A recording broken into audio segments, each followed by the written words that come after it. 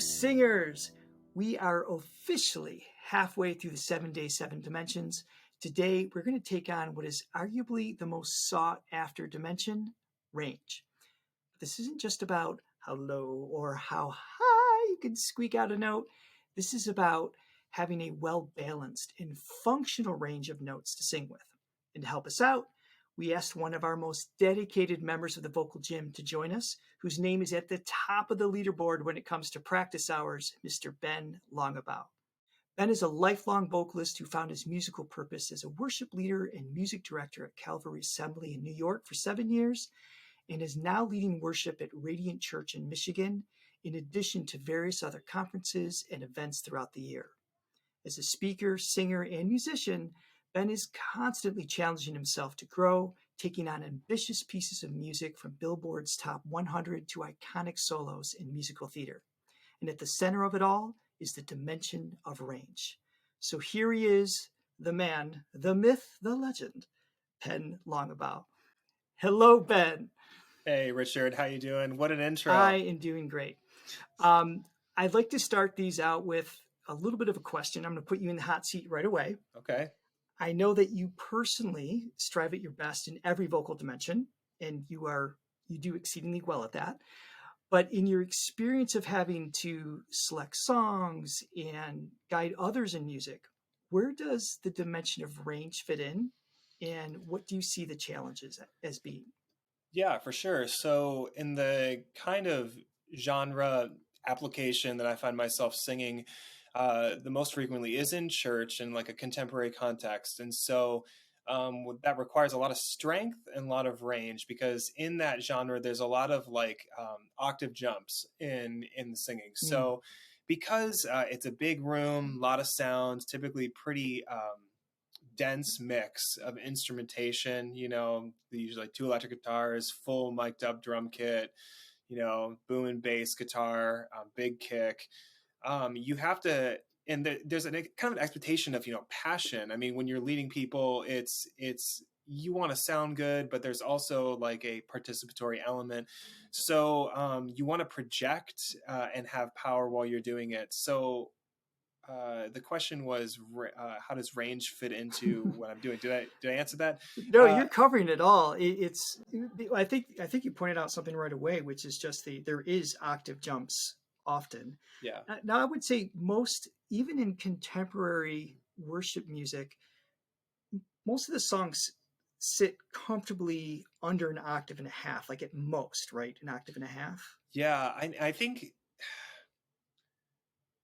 yes and no. I think it depends on the song. I mean, and it depends on the moment. There are sometimes, I mean, it can go, if you're singing like a gospel song, a lot of times there's like this pseudo alto kind of expectation of like male singers, and sometimes they're like screaming it. Sometimes, you're going for a clean sing of the high notes, but sometimes it can be over 2 octaves, and especially sometimes in like, there's something that has become more popular and something that, at our church at Radiant, there's a lot of kind of spontaneous music elements where people are invited to reflect or participate in different ways. And those are kind of times to just musically express, whether you're a band member or a vocalist. And in those moments, I mean, that's where you could slip into head voice and they'll throw some reverb on and you're going way high, I mean, right.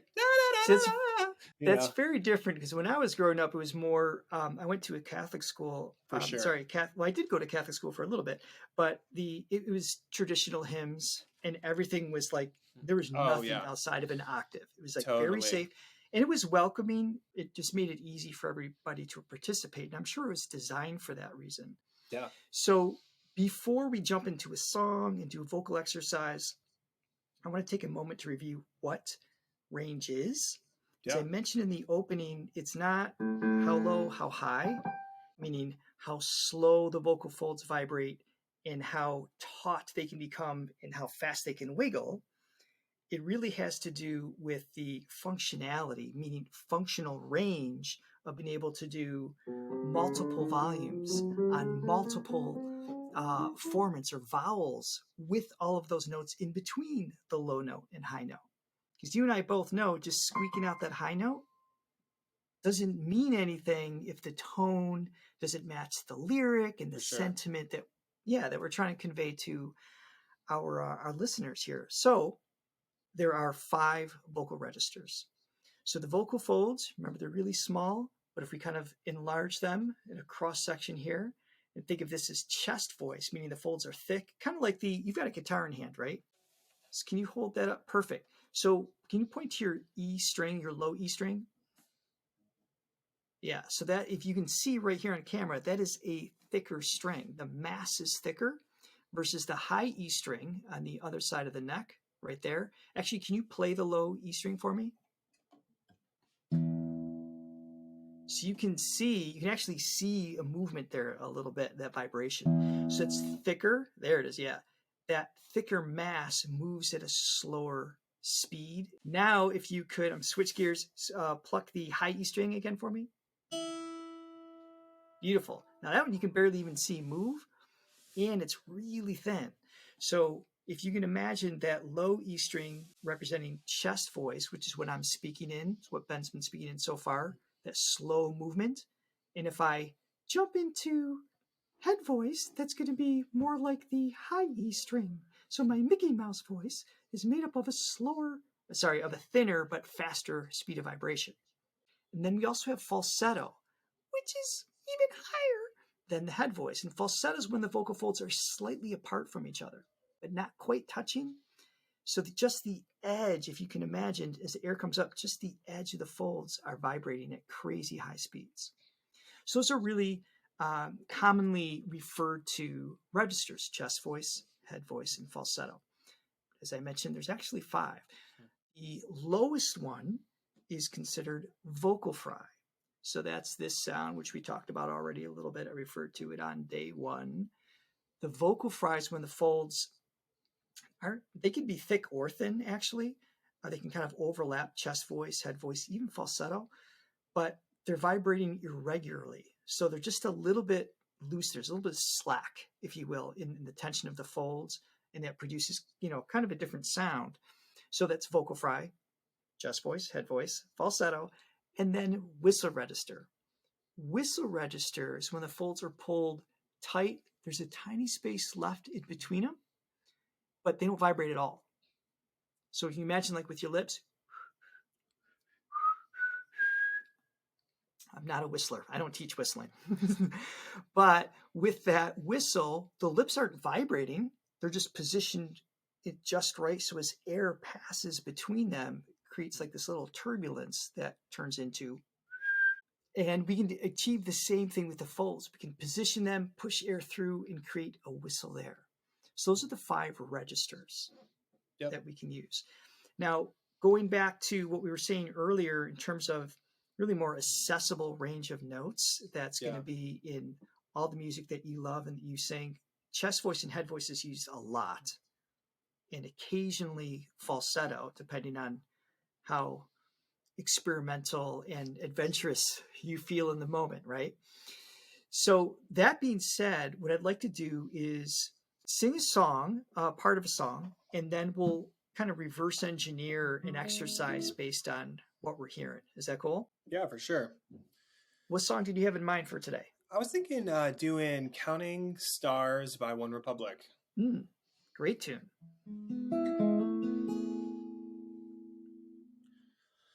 Lately I've been losing sleep, dreaming about the things that we could be. Baby, I've been praying hard. Say no more counting dollars, we'll be counting stars. Yeah, we'll be counting stars. I see this life like a swinging vine. Swing my heart across the line. In my face are flashing signs. Seek it out and ye shall find. Old, but I'm not that old. Young, but I'm not that bold. And I don't know this world is sold. I'm just doing what we're told. I feel something so right about doing the wrong thing. I feel something so wrong about doing the right thing.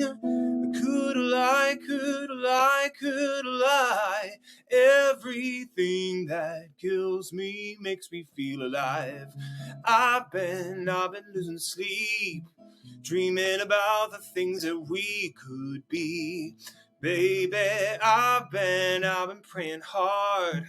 Say no more counting dollars, we'll be counting stars. Lately, I've been losing sleep, dreaming about the things that we could be. Baby, I've been praying hard. Say no more counting dollars, we'll be counting stars. Nice. Oh, Very cool. What a bear of a song. It is. Well, it takes, I mean, not only take a lot of notes, but it's the challenge of having a continuous tone.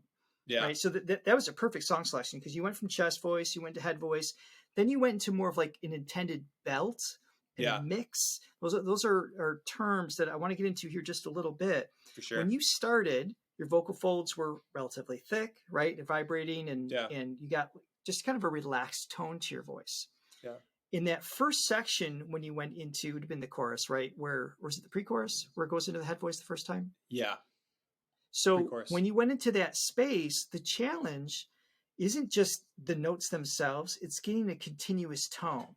What I mean by that is your vocal folds, stretch front to back. In the larynx, your tone that we're going to get to tomorrow, day 5, is above the larynx. That's a resonating space. But if your larynx lifts up high, if there's a lot of stress around the neck, if your shoulders tense, if you push with your abs and drive a lot of air pressure up, if there's imbalances, in other words, taking place, the tone changes. So you can go from chest voice, have a certain tone, then all of a sudden it will sound like a chipmunk or Mickey Mouse or something like that. Like the tone kind of gets kind of all screwed up. Okay. And then you're not telling the story anymore. Now you're just selecting registers, which we've all been and done. Like, okay, put here. Now this word has to go here. This note has to be here. And if you over strategize, you're not in the moment anymore. In that section of the song, I know you're playing guitar at the same time. I'm going to test your skills. This little circle here. So Ben's done this before, where we address the muscles at the top of the spine. This is the occipital muscles, this region right here. And it's in charge of this movement, up, down, left, right, and some larger muscles, your trapezius that comes down to your shoulders. This little circle requires all of those very large and strong muscles to be busy. So while they're doing this, they can't squeeze and fight and assist you in that transition between registers. And that's a really common thing that takes place when singers go for higher notes, is they stretch, they look up, and then they reach and they squeeze, and it gets in the way. So I'm going to have you try just that section of the song with the circle in mind. I feel something so right about doing the wrong thing.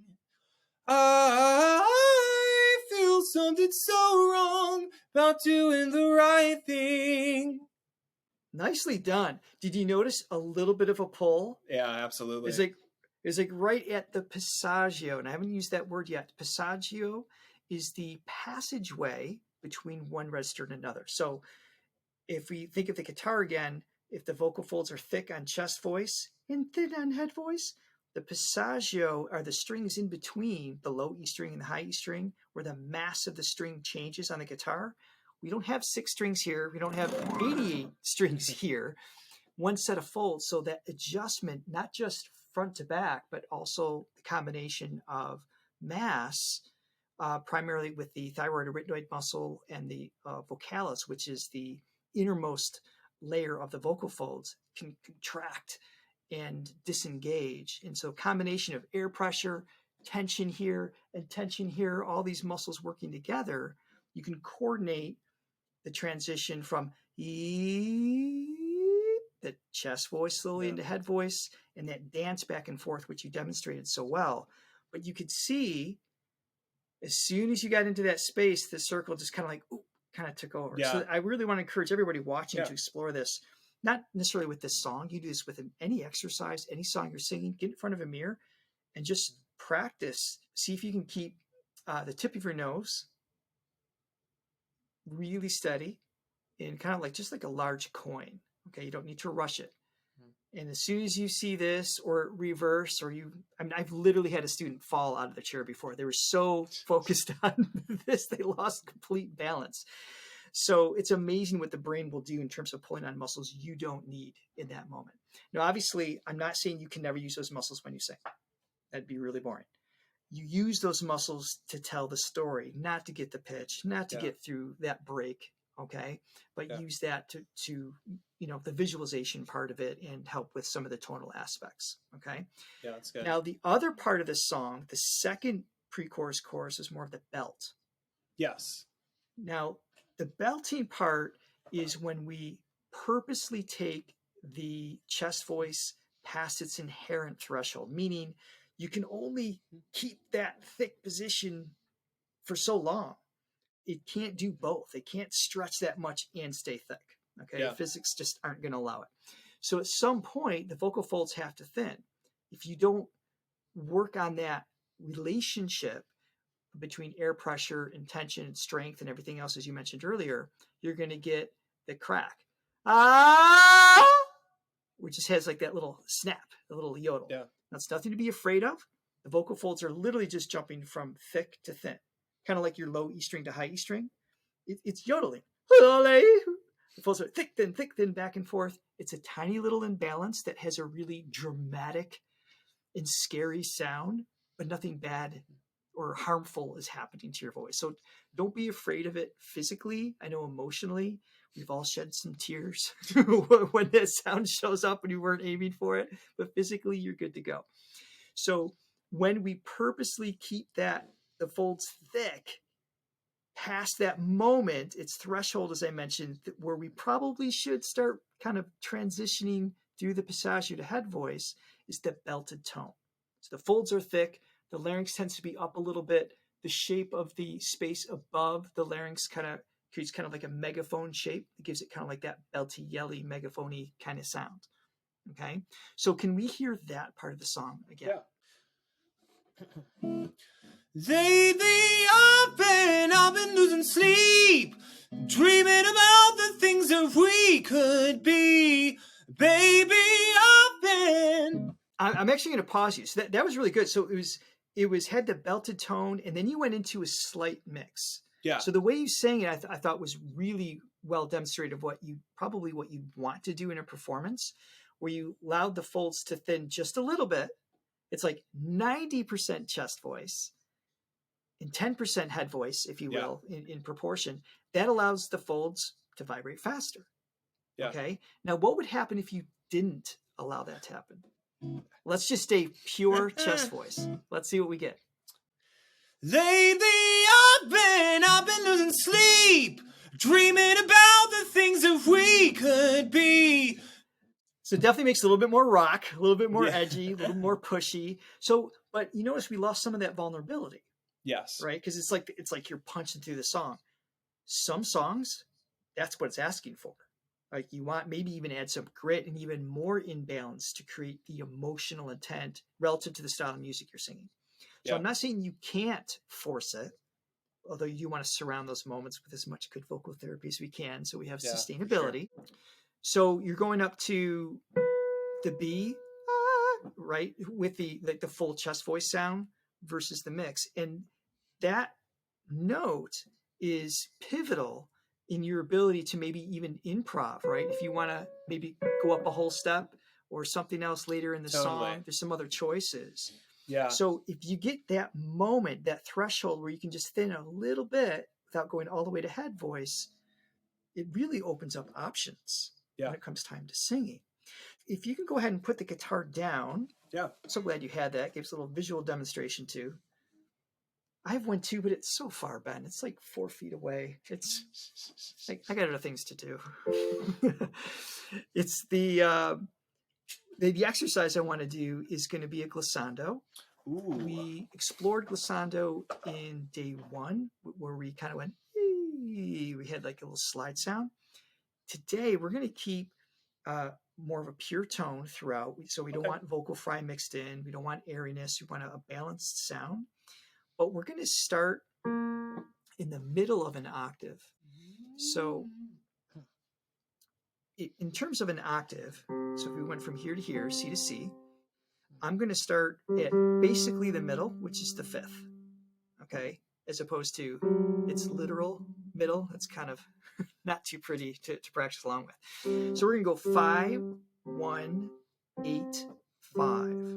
Okay, and we're starting right in this space that's a little tricky. We're going to start at a low volume, meaning that some of it might be chest voice, some of it might be head voice. And by the way, if you're doing this with us, by all means, feel free to adapt to that octave above, okay? Let's try this on an ooh.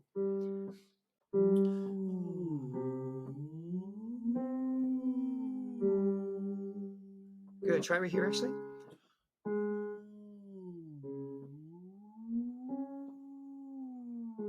Good, breathe in.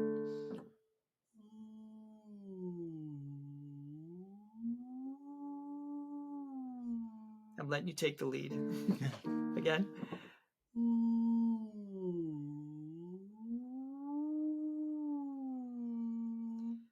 One more.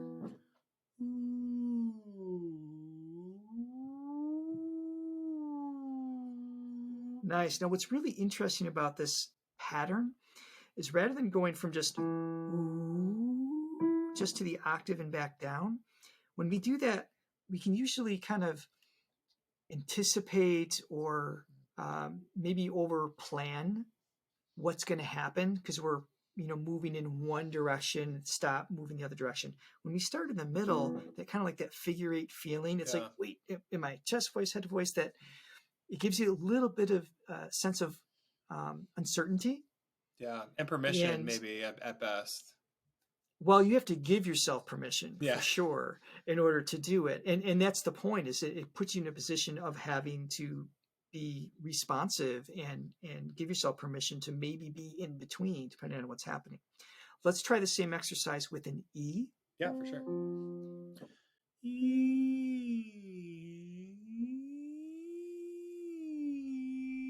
Good, breathe in.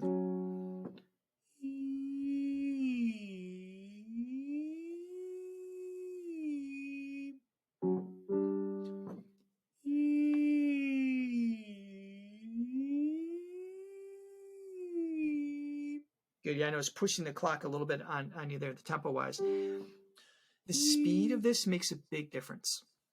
I could tell you wanted to slow down because I'm working on range. Yeah. Flexibility would be maybe closed, formant, really quick, quiet. We want to kind of lean towards strength at this point, right? So we've got flexibilities day 1, the first dimension, and day 7, we're going to talk about vocal strength. This is halfway in between, which is range. So we want to lean towards more open sounds, louder volumes, slower movements. And that's going to challenge that balance between a responsive voice and having strength and stability of your voice, okay, which we'll get to on day 7. So the slower you go, the more opportunity you have to kind of work through the passaggio and challenge yourself in that respect. We're going to advance once more. We're going to make it more open. So we're going to try the ah. Ooh, okay. Ah, I can tell you're excited. You're like, yay.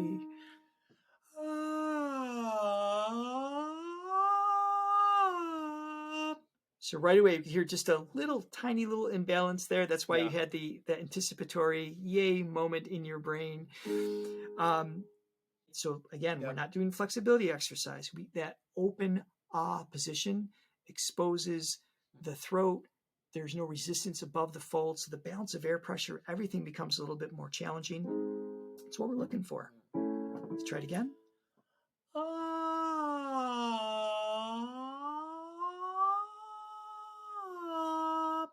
So you got hung up a little bit on it because I know you wanted to like find that octave place. Yeah.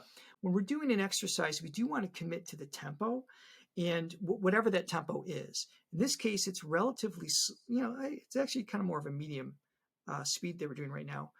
But the distance is interesting here because the distance between 5 and 1, obviously a fifth, then we go up the octave, and then the distance between 8 and 5 is technically a fourth.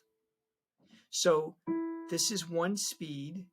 This has to move faster to keep the actual tempo of the exercise alive, and it has to slow way down. So I'm going to kind of dramatize it for a moment. It'd be like,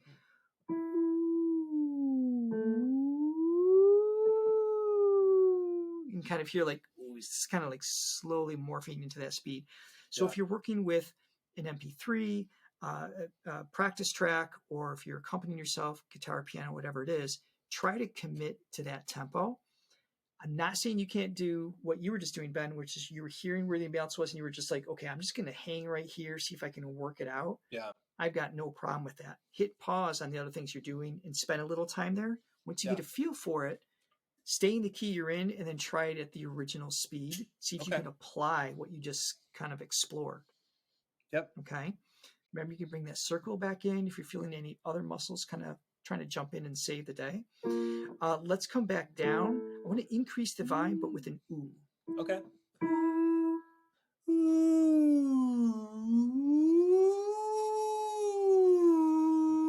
Good. Now, ooh gives us a little more back pressure, makes it a little bit easier to work through. That's why I wanted a louder volume, so there's still a degree of challenge built into it.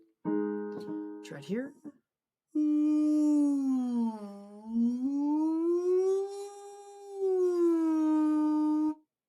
And again.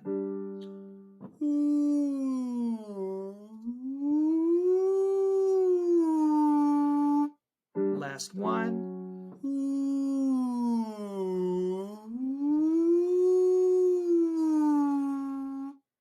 Really well done. So you look pretty tension free. The volume was steady. That's one of the hardest things to do too. Our instinct tends to be to get louder on that higher note, right? So to have that consistent volume covering a full octave span, which is a big chunk of anybody's range, and that combined with a clear tone implies balance of air pressure and health of the folds. So it's that dance. There's a lot to coordinate.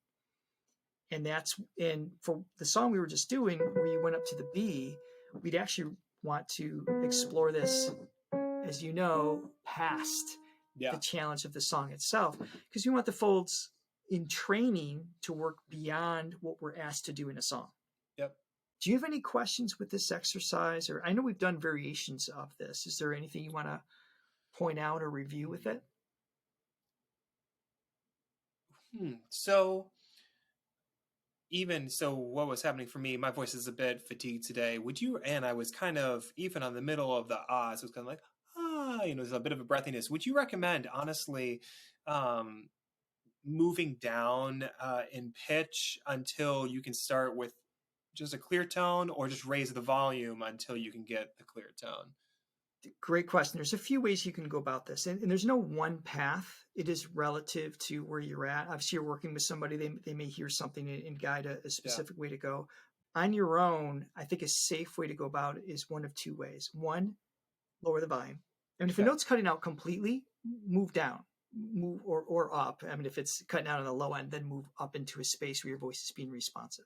Okay. Otherwise, starting at a lower volume that's less air pressure and makes it a little bit easier to kind of figure out that coordination to get in and out of the registers.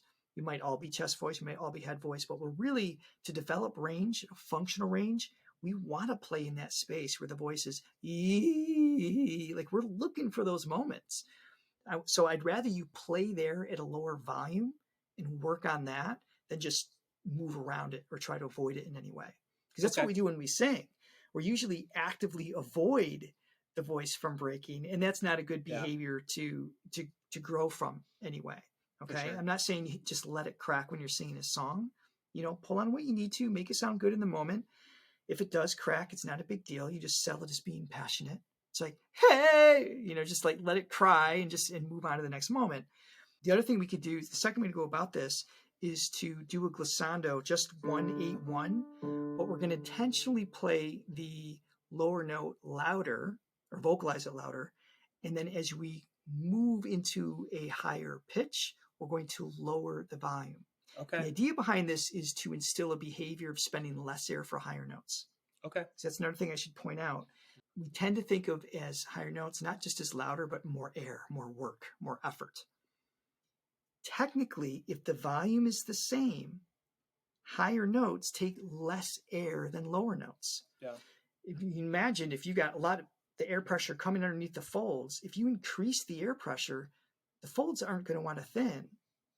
Or I should say the muscles related to the folds aren't going to want to thin. They're going to want to contract and try to resist the airflow. So you get stuck into certain registers sometimes. Yeah. That's what creates that imbalance.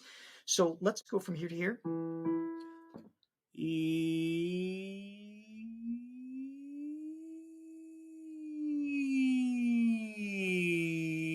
Beautiful. It's just a good behavior to play with. You can explore the whole range with this. Do oohs, ees, and ahs. There's a lot of choices mixed in with that. Well, Ben, it has been a pleasure to work with you today. Thank you for helping me out. Yeah, thank you, Richard. And thanks to everyone who joined us. We hope you enjoyed the exercises, maybe learned something new about your voice, and that you're well on your way to a better functional vocal range. And as always, be sure to get your free lesson summary and downloadable MP3s to all of the 7 days, 7 dimension exercises using the link in the description below. And if you're not already a subscriber to this channel, you're just a click away from getting instantly notified when we post our next video. In the meantime, keep vocalizing, and I'll see you tomorrow for day 5. Ben, let's do a couple more of those E's.